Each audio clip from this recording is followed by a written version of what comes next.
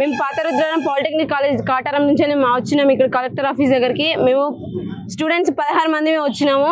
మాకు అండగా నిలిచడానికి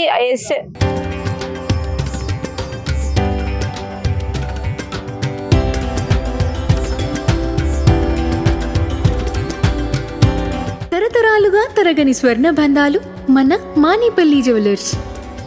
ఐషా వాళ్ళు అనే అక్కలు అన్నయ్యలు కొంతమంది వస్తే వాళ్ళని రానియకుండా అరెస్ట్ చేసి తీసుకొని పోయారు. మేము వాళ్ళతో నచ్చినందుకు మిమ్మల్ని కూడా అరెస్ట్ చేస్తాం, జీబెక్కండి అనుకుంటా మమ్మల్ని కూడా అన్నారు ఎస్ఐ వాళ్ళు.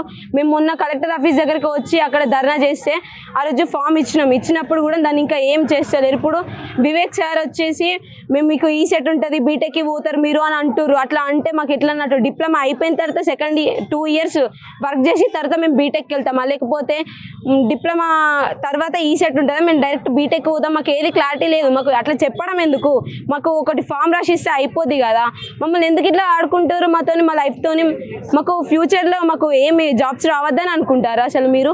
మీ పిల్లలేమో మీ వాళ్ళేమో చదువుకుంటారు, మేము ఎందుకు చదువుకోవద్దు? అసలు డిప్లొమా వాళ్ళు క్రిమినల్ మైండ్ సెట్ అని అంటారు. మీకు తెలుసా? మీరు ఎప్పుడైనా చూసిర్రా? మాకు ఫామ్ ఫిల్ చేయడం కూడా రాదా? అసలు మీకు ఎవరు చెప్పింది? ఇంగ్లీష్ మీకు మాట్లాడచ్చా? మీకు మాట్లాడరాదు అసలు. యూసీ సన్న బియ్యం అని అంటారు, మీకు మాట్లాడచ్చా? అది ఇంగ్లీషా? మీరు మమ్మల్ని ఎట్లా మీరు అంటారు? మమ్మల్ని ఎందుకు క్వశ్చన్ చేస్తారు మీరు? మాకు రాదా చదువు? మాకు రాదే మేము ఇంజనీర్లు అయ్యి బిల్డింగ్స్ కడుతున్నాం, కన్స్ట్రక్షన్స్ అన్ని కడుతున్నాం కదా. మీకు చెప్పిరా ఎవరైనా మాకు రాదని? మీరు ఎట్లా అనుకుంటారో మా భవిష్యత్తు గురించి మీరు తీర్చిదిద్దడానికి మీరు ఎవ్వరు? మా పేరెంట్స్ ఇంటికా నుంచి ఎంత కష్టపడి మమ్మల్ని ఇంట్లో జాయిన్ చేసిరు మీకు తెలుసా? మీ తల్లిదండ్రులు మీరు అట్లా వర్క్ చేసి ఉంటే మీకు తెలుస్తుంది తల్లిదండ్రుల పరువు ఏంటిదో, వాళ్ళ శ్రమ ఏంటిదో అని. మా పేరెంట్స్ గురించి మాకు తెలుసు. మేము వాళ్ళకి ఎన్నో హోప్స్ ఇచ్చి మేము ఇలా జాయిన్ అయినాం తెలుసా? మీరు ఎందుకు అసలు మాకు మొత్తానికి చదువు లేకుండా చేస్తున్నారు? ఇప్పుడు మీరు శక్తి అనే స్కీమ్ ఎందుకు ఇస్తున్నారు? మాకు డిప్లొమా ఎస్బిటెడ్ అనేది మాకు ఉంది కదా, మరి దాన్ని తీసేసి మీరు ఎందుకు శక్తి అని ఇస్తున్నారు? మేము ఎస్బిటెడ్తో చదువుకుంటాం, మాకు శక్తి అనేది వద్దు. మాకు ఇప్పుడు చదువు అయిపోయిన తర్వాత మాకు శక్తి స్కీమ్ నుంచి సర్టిఫికేట్ వస్తుందా? మాకు ఎస్బిటెడ్ నుంచి సర్టిఫికేట్ వస్తుందా? మాకు ఎట్లా వస్తుంది? మాకు క్లారిటీ ఏం లేదు. మాకు క్లారిటీ ఇచ్చేదాకా మీరు మమ్మల్ని ఎందుకు పోరాటం చేసుకొని ఇస్తలేరు? మేము పీస్ఫుల్గానే కదా మేము చేస్తున్నాం. మిమ్మల్ని ఏమైనా ఇబ్బంది పెడుతున్నామా? బస్సులు ఆపుతున్నామా, కార్లు ఆపుతున్నామా, ఆటోలు ఆపుతున్నామా, ఏమైనా పెద్ద ర్యాలీగిన చేస్తున్నామా? కలెక్టర్ ఆఫీస్ దగ్గరనే కదా, కూర్చొనే కదా మాది మేము పోరాటం చేసుకుంటున్నాం. మమ్మల్ని ఎందుకు అసలు తీసుకుపోతా అంటారు? అసలు ఇక్కడ కలెక్టర్ ఇప్పటిదాకానేమో మాకు ఏ ఫెసిలిటీస్ ఏం పెట్టలేదు.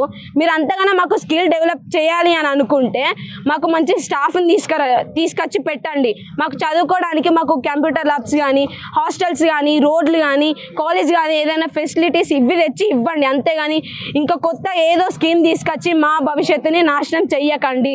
మేము చదువుకోవాలని చూస్తున్నాము, మా చదువుని మీరు ఆపేయకండి. మాకు ఎస్బిటెడే కావాలి, మాకు శక్తి వద్దు. ఎంతమంది పోరాటం చేస్తారో మీకు కనబడుతుంది కదా. మీ పిల్లల కోసం మీరు ఎంత తనలాడతారో మాకు తెలియదు, కానీ మా పేరెంట్స్ మాత్రం మా మీద చాలా హోప్స్ పెట్టుకున్నారు.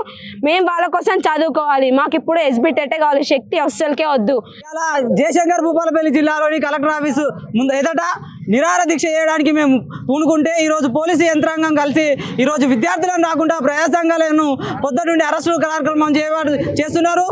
ఈరోజు పాలిటెక్నిక్ విద్యార్థులను రాష్ట్ర ప్రభుత్వం ఇలా రోడ్లు ఇచ్చిన పరిస్థితి ఉంది.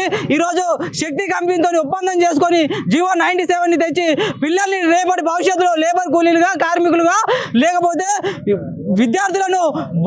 విద్యను మొత్తం పక్కదారిని పట్టించడానికి రాష్ట్ర ప్రభుత్వం చేస్తుంది. ఈ విద్యను ప్రైవేటీకరణ చేసి వాళ్ళకి వచ్చే స్కీమ్ల కోసం ఆల్రెడీ టాటా కంపెనీకి 250 కోట్లకు ఒప్పందం చేసుకొని ఈరోజు దానికి వెంచర్లు అవి చేస్తున్నప్పటికీ అవి కూలిపోతున్న పరిస్థితుల్లో ఉన్నాయి, వర్షాలకు తట్టుకోలేని పరిస్థితుల్లో ఉన్నాయి. ఈరోజు స్కిల్ ఏదైతే పాలిటెక్నిక్ విద్యార్థుల స్కిల్ డెవలప్మెంట్ ఉంటుందో దాన్ని పడగొట్టడానికి ఇలా రాష్ట్ర ప్రభుత్వం కీలకంగా చేస్తుంది.